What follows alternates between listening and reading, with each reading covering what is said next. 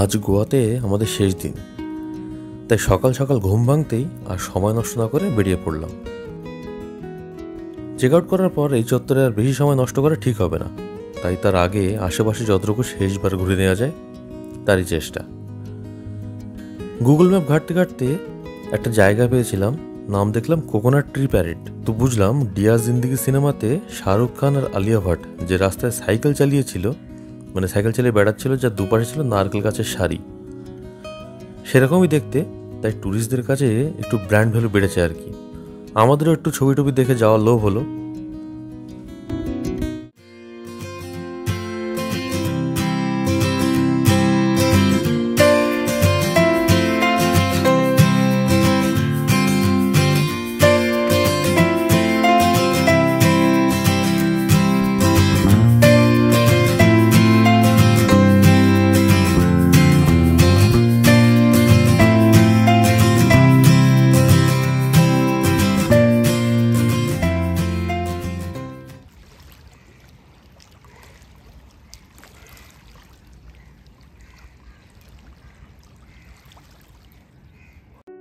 গতকাল বিকেলে আমরা চাপোরা লেকে সানসেট কাইকিং করবো বলে প্রায় হুড়মুড়িয়ে চলে এলাম পাঞ্জি থেকে, কিন্তু বললো যে ভাটার সময় নাকি করা যায় না।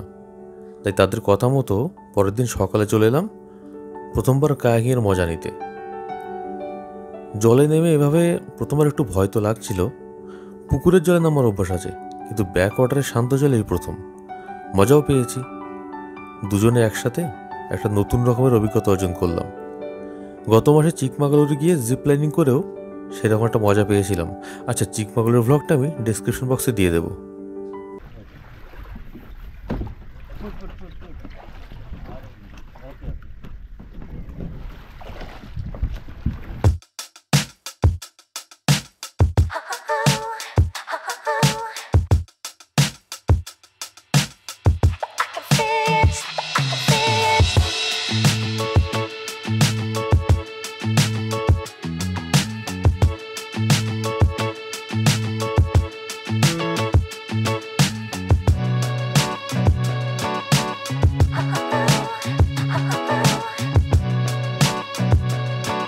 কি ঝুলছে ভাসছে এটা?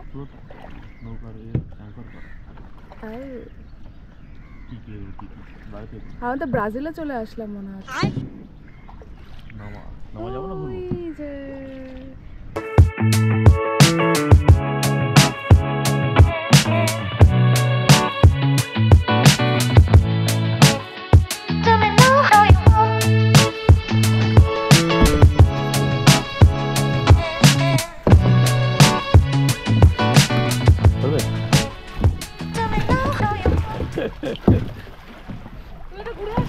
না, যাবো না।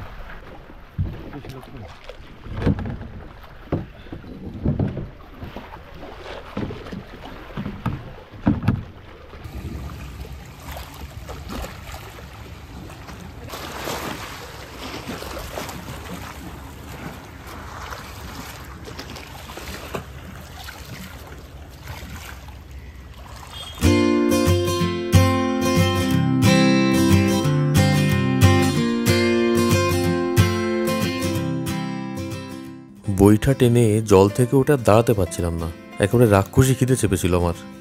আজ আর কোনো ক্যাফে বা বার নয়, যে হোটেলে আমরা রয়েছি তারই পাশে একটা লোকাল দোকানে গেলাম। চা, বড়া পাও আর পই অমলেট, এটা দিয়ে ব্রেকফাস্ট সেরে নিলাম। তৃপ্তি করে খেলাম, আর ওনাদের সাথে আমাদের ভাঙাই নিতে একটু গল্প করছিলাম কিছুক্ষণ। দুজনের মধ্যে সুন্দর একটা বন্ডিং, তাই ওনাদেরকে জিজ্ঞেস করেই ওনাদের দোকানটাকেও আমাদের গল্পের ভাগিদার করে দিলাম।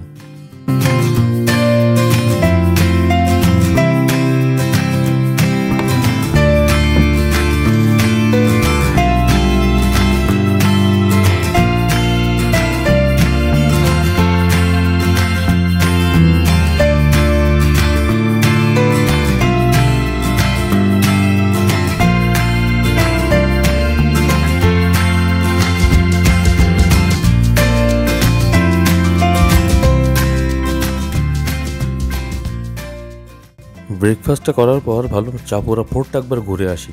এখানে দিল চাহতা সিনেমার একটা দৃশ্য শুটিং করা হয়েছিল। আর উপরে পৌঁছে বোর্ড দেখলাম আর্কিওলজিক্যাল সাইট। যদিও ওই দিল চাহতার জনিত কারণটাই আমার শুধু জানা, তবে সত্যি বলতে এত কষ্ট করে উপরে আসা দরকার ছিল না বলেই মনে হলো একবার।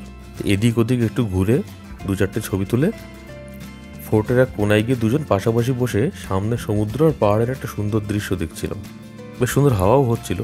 ওখান থেকে সকালে এখানে কায়াকিং করতে গেছিলাম, ওই চাপড়া ব্যাক ওয়াটারটাও দেখা যাচ্ছিল। তো ভাবলাম এর নিচে কি আছে একবার যেতে পারলে ভালো হয়।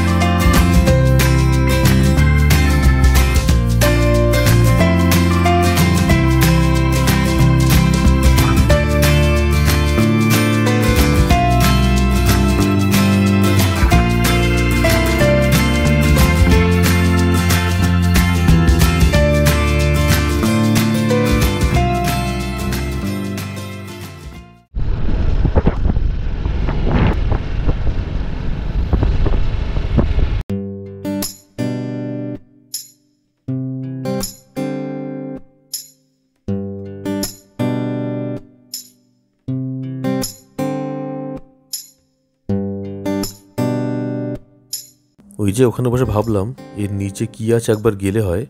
তো আমরা সেই ফোর্ট থেকে নিচে আমার রাস্তা ধরে ঘুরতে ঘুরতে চলে গেলাম চাপোরা ডকে।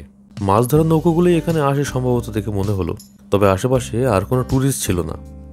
আর বাইরে থেকে নো এন্ট্রি লেখা থাকা সত্ত্বেও এত সুন্দর জায়গা ঢোকার লোভটা সামলাতে পারিনি আর। ভিতরে অবশ্য 2-4জন লোক বসেছিলেন, কিন্তু তারাও কিছু বললো না দেখলে আর একটু সাহস বেড়ে গেল। ভিতরে ঢুকে এদিক ওদিক ঘোরাঘুরি করে বেশ ভালোই লাগছিল। বেশ কিছু সুন্দর মুহূর্ত কাটালাম ওখানে, আর সেই সাথে সমুদ্রের নোনা ঠান্ডা হাওয়া।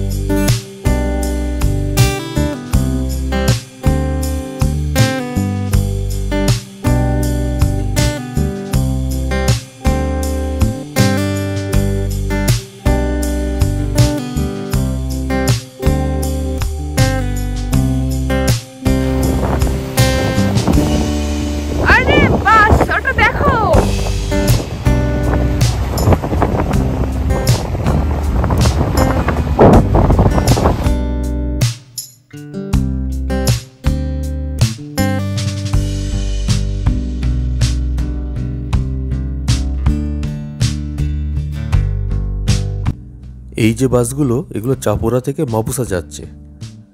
এরকমই বাস আঞ্জুনা থেকে মাপুসা যাওয়ার যে রুটটা আছে, ওই রুটের বাস আমরা ধরবো। হোটেল থেকে বেরিয়ে সামনেই বাস স্ট্যান্ড, ওই বাসে করে মাপুসা, তারপর মাপুসা থেকে আবার বাস ধরে পাঞ্জি, পাঞ্জি থেকে ব্যাঙ্গালোরের বাস রাতে আমাদের।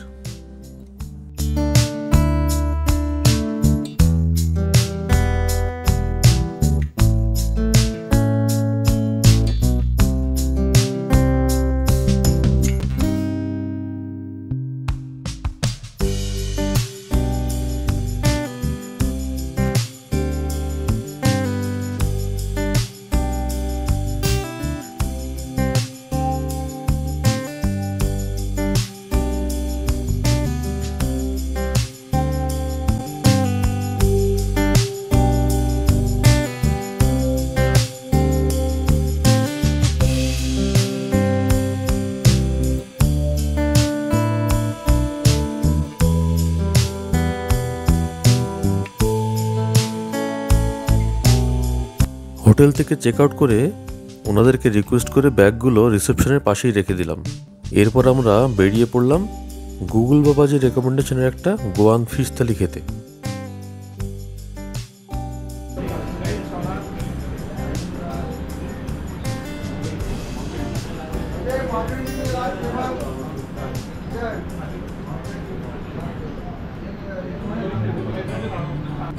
টেস্ট অনবদ্য, কিন্তু দাম এবং কোয়ান্টিটি অনুসারে লাস্ট 2 দিন যে থালিগুলো খেয়েছি সেগুলোকে আমি এগিয়ে রাখবো।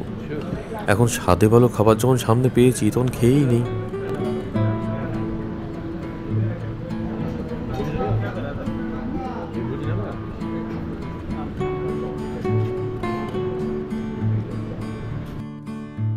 হোটেল রুমের কোনো রুম ট্যুর আলাদা করে করিনি আমরা।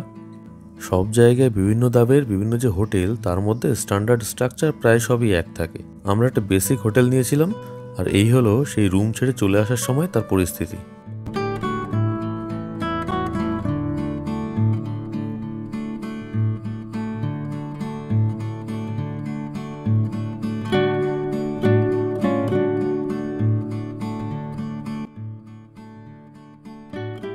মাপুসা থেকে পাঞ্জি যাওয়ার পথে দীপা সোমবার অফিস যাওয়ার ক্যাবটাও শিডিউল করে নিল। কাল থেকে আবার গতানুগতিক ছন্দে ফেরার আভাস।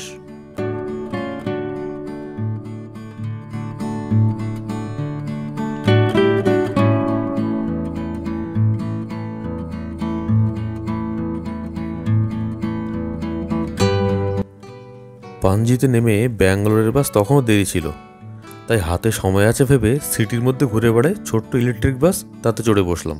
ঘুরতে ঘুরতে আবার সেই ফন্টেনাস এসে হাজির হলাম আমরা।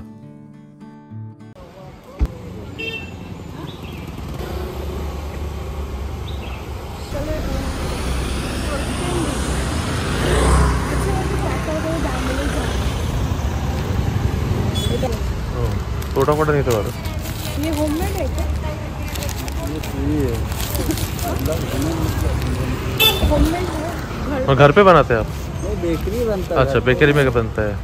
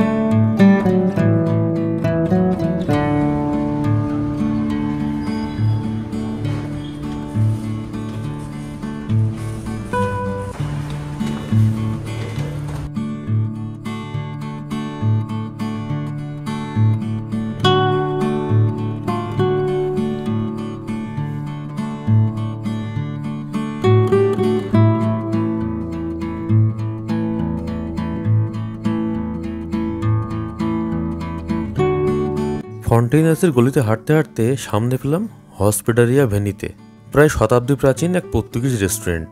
ধারণা করা হয় 50-এর দশকের আগে এটা ছিল সাধারণ একটা লজ বা অতিথিশালা, যেখানে ইউরোপীয় ভ্রমণকারীরা আসতো।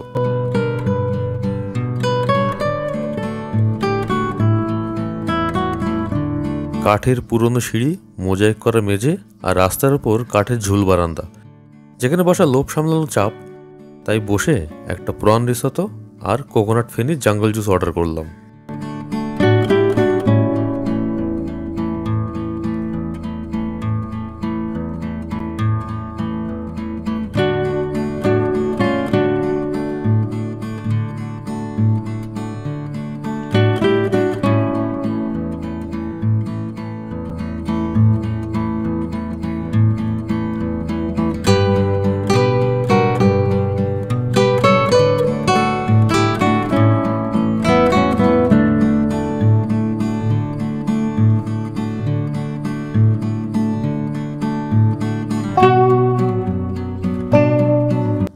এরপর সময় মতো ব্যাঙ্গালোরগামী কেএসআরটিসি বাসে চেপে ভোরবেলা পৌঁছানোর অপেক্ষায় ঘুমিয়ে পড়লাম।